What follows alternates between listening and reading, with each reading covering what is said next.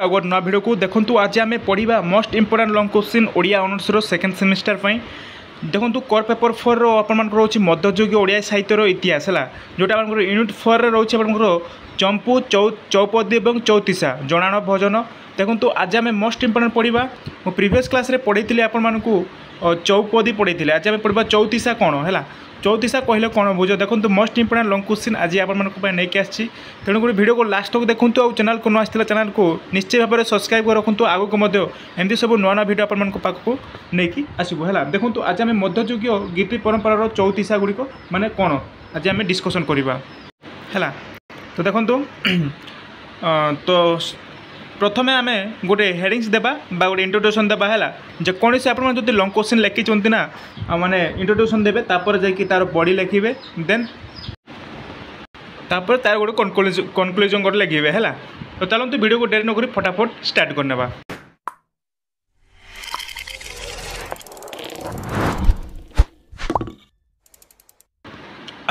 तो देखो तो ओडिया साहित्य सबुठारु जनप्रिय रचना होची चौतीसा है।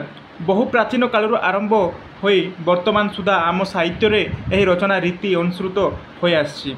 तो चौतीसा संस्कृत शब्द है यहाँ देखो तो आपण मैंने संस्कृत माने कौ शब्द रु यह सृष्टि होती आप मन रखु। शॉर्ट क्वेश्चन आसे देखो चौतीसा संस्कृत शब्द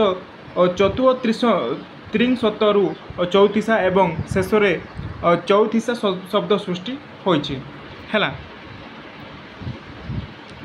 तो कौटी सृष्टि होइछि जोड़ा संस्कृत शब्द रु त्रिंशत रु चौतीसा एवं शेष चौतीसा शब्द सृष्टि होइछि। तो को ठारु क्ष पर्यंत है देखो चौतीसा कौन बुझंतु को ठारु क्ष पर्यंत 34 गोटी वर्णनामाला को क्रमानुसार है जोड़ा क्रमानुसार पदर आद्य व्यवहार कर एक सीमित परिसर भावस्पष्ट प्रकाश करवा हूँ चौतीसार वैशिष्ट्य है। चौतीसार वैशिष्ट्य जोड़ा कि करु क्ष पर्यंत क्रमानुसार जो रोचे ताकू आम माने 34 जोड़ा 34 गोटी वर्णमाला को आम चौतीसार वैशिष्ट्य बोली कही था है। आपको शॉर्ट क्वेश्चन आसे चौतीसा कौन आपरे बुझे।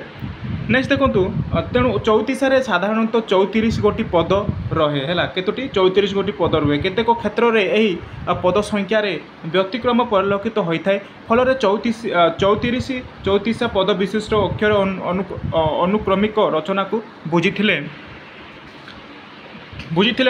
मध्य परवर्ती काल में 34 गोटी अक्षर उपर विशेष गुरुत्व दि जाए है जना जाए। देखो एतिक आप इंट्रोडक्शन देला बोले आप लिखे चौतीसार विकास धारा है। लंग क्वेश्चन आसो आप माने ये लिखे एवं लिखे आपको चौतीसार विकास धारा को क्यों भाया होती एमती पॉइंट देके लिखे मुझे 5टी पॉइंट लिखिकी आनी बहुत सरल भाषा बुझेकी है। तो देखो प्रथम पॉइंट आप देखु तो चतुर्दश और पंचदश शताब्दी विंश शताब्दी त्रिदशक पर्यंत ओडिशार बहु कवि शत शत चौतीसा रचना करी ओडिया गीति काव्यधारा को परिपुष्ट कर जाइछन्ति है। तो देखो यही सब मध्यरु प्रथम हूँ देखो यही सब मध्य बैशा दास को रचित कलशा चौतीसा है मन रखु एवं कलशा चौतीसा को आलोचक माने प्राचीनतम चौतीसा भाव ग्रहण करिसेंति है। नेक्स्ट देखो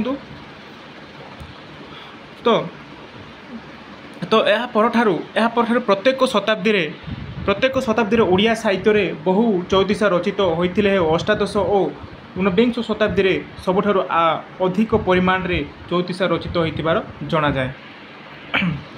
नेक्स्ट देखो मध्ययुगीय पुराण और काव्यर प्राधान्य थिले हे कविगण चौतीसा अधिक रचना कर प्रमाण मिलता है। देखो उदाहरण सहित आम ना उदाहरण ना उदाहरण गोटे आप मैंने लिखे जोड़ा जगन्नाथ बलराम दास उपेन्द्र भंज है सदानंद कवि सूर्य अभिमन्यु भक्तचरण कवि सूर्य बलदेव प्रभृति कविगण काव्य रचयिता भाव प्रसिद्ध जोड़ा चौतीसा है। यही सब व्यक्ति मैंने आम रचना माने लिखिं। देखो 2 नंबर पॉइंट आप एमती पॉइंट देके लिखे बहुत माने सुंदर भाव में दुई नंबर पॉइंट देवे पंचदश शताब्दी षोड़श शताब्दी रे रचित ओडिया काव्य मानकर उल्लेख थिबा बहु चौतीसार नाम उल्लेख थिले है से सबू ए जाबत है से सबू ए जाबत आविष्कृत होई नाही है माने ए पर्यंत तेबे प्रकाशित चौतीसा मानक मध्यरु षोड़श शताब्दी भक्त कवि पंचशकांक मध्यरु केतेकंक नाम रे भणिता भणिता थिबा केतेक गोटी चौतीसा थिबार जणा जाय सेगुड़िक होउची देखंतु सेगुड़िक होउची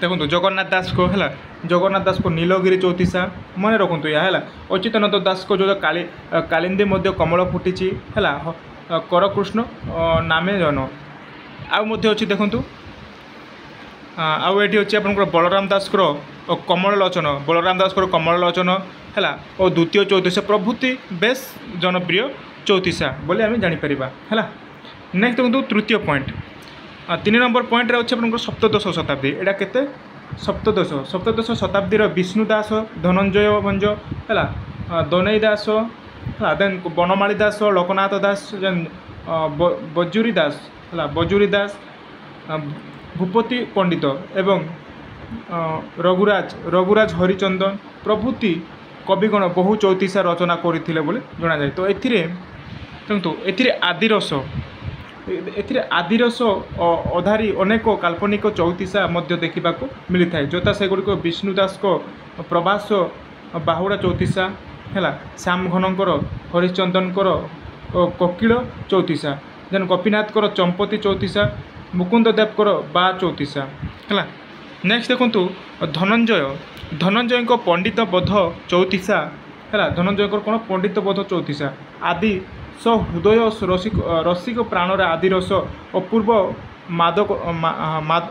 मादकता हाँ भोगीदेवा को समर्थ होइछि है नेक्स्ट देखो 4 नंबर पॉइंट आप मान देवे 4 नंबर पॉइंट अष्टादश जोटा सप्तदश गला ये अष्टादश शताब्दी रे चौतीसार रचना यहाँ आप चौतीसार विकास द्वारा है कौ भाई भाव में विकास द्वारा होमती लिखे आपको कौन प्रश्न लंग क्वेश्चन आसिले ये लिखे तो देखो अष्टादश शताब्दी चौतीसा रचना रीति विशेष भाव जनप्रियता और अर्जन करथिला एई शताब्दी दीनकृष्ण दास है कौन लिखिं कमलाकांत चौतीसा दीनकृष्ण दास कमलाकांत चौतीसा नेक्स्ट देखो उपेन्द्र भंजकर जमकराज चौतीसा जेन अभिमन्युंकर कोकिल चौतीसा है नेक्स्ट देखो भक्तचरणकर कला कलेबर चौतीसा एवं बलदेव रथंकर सखी चौतीसा है नेक्स्ट जीवा आउ अच्छी देखो बनमाली दास ग्राम्य रस चौतीसा है ग्राम्य रस चौतीसा भीम भयंकर कीर्तिमंडल चौतीसा आदि चौतीसा गुड़िक एवं भी साधारण पल्ली जनतार प्राण रे आध्यात्मिक भाव सृष्टि करने दिगरे सक्षम होइछि है देखो यही सब दृष्टि विचार कले वास्तव में यही शताब्दीर ओडिया चौतीसा साहित्यर सुवर्ण जुग बोली आम कही था है देखो 5 नंबर लास्ट पॉइंट आप जोटा रही लास्ट पॉइंट आप देवे ओडिया लोक साहित्य बहु चौतीसार सन्धान मिली था एगुड़िक काल निर्णय करने कष्टसाध्य तेबे रस कली है रस केली चौतीसा हलिया रामायण है देन देखो कलिश गड़िया गीत प्रभृति है गीत प्रभृति रचना बलिरू चौतीसा रचनार प्रभाव जनप्रियता जे स्पष्ट यह जाणी हुए है तो आधुनिक ओडिया साहित्य मध्य बहु कवि है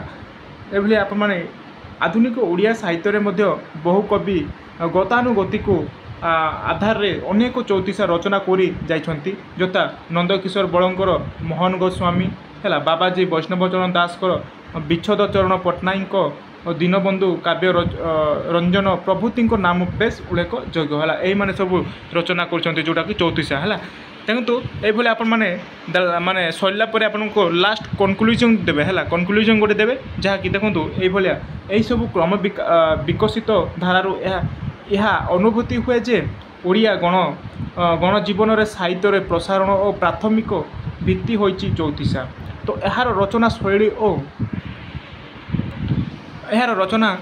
और प्राणोच्छ्वास जुगे जुगे कवि प्राण रे भरी देछि है असीम आनंद भरी देछि असीम आनंद तो जुग भेदर साहित्य केतेक परिवर्तन होईगला ହୋଇଗଲାଣି, ଲୋକ ରୁଚି ବି ବଦଳି ଗଲାଣି। ତ ତଥାପି ଚଉତିଶା ଗୁଡ଼ିକ ଏବେ ମଧ୍ୟ ପାଠକମାନଙ୍କୁ ମୁଗ୍ଧ କରିଅଛି ହେଲା। ତ ବାସ୍ତବରେ ଓଡ଼ିଆ ଚଉତିଶା ସାହିତ୍ୟ ଓଡ଼ିଶାର ଲୋକ ସାହିତ୍ୟ ହେଲା। এইভাবে আপনার লাস্ট গোটে কনক্লুজন দেবে। তো দেখুন এটা আপনার মোস্ট ইম্পর্টাট রয়েছে চৌতিশা হল। চৌপদী আমি প্রিভিয়স ক্লাসে পড়িলু, এটা আপনার চৌতিশা মোস্ট ইম্পর্টাট লং কোশ্চিনটি। আশা করছি আপনার ভিডিও ভাল লাগি কিছু হেল্পফুল হয়েপারিব। সেকেন্ড সেমিস্টার পাই এবেঠু প্রিপেয়ার করতু, এবেঠু মানে লং কোশ্চিন প্রাকটিস করতু, মানে বহুত ইম্পর্টাট। প্রথম কোর পেপর মানে আপনার রয়েছে আপনার जून 28 है जून 28 आपंकर कोर पेपर स्टार्ट हो पेपर स्टार्ट हो फास्ट आपंकर एग्जाम रोचे है। तो तेणुक एवं आरंभ करूँ मान प्राक्ट करूँ। तो यहाँ थी आपंकर लंग क्वेश्चन। आशा करुँच वीडियो भल लगे देखो वीडियो को निश्चय गोटे लाइक करूँ। आउ चैनल को नुआ चैनल को निश्चय भाव गोटे सब्सक्राइब कर जातु। प्रत्येक दिन आम एमती सब नुआ नुआ वीडियो आनबू है। आगक आम सिलेक्शन क्वेश्चन आम डिस्कसन करवा। प्रत्येकटी मुझे क्लास करेছি कोर पेपर 3 कोर पेपर 4 आप देखी ना मो वीडियो प्लेलिस्ट को जाकि देखिपारे है। तो यह थी मुझे गोटे most important long question core paper. आशा करुँचे मध्ययुगीय ओडिया साहित्यर। आशा करुँचे आपको भल लगी। तो ये मुझे वीडियो रखुच्छे। धन्यवाद।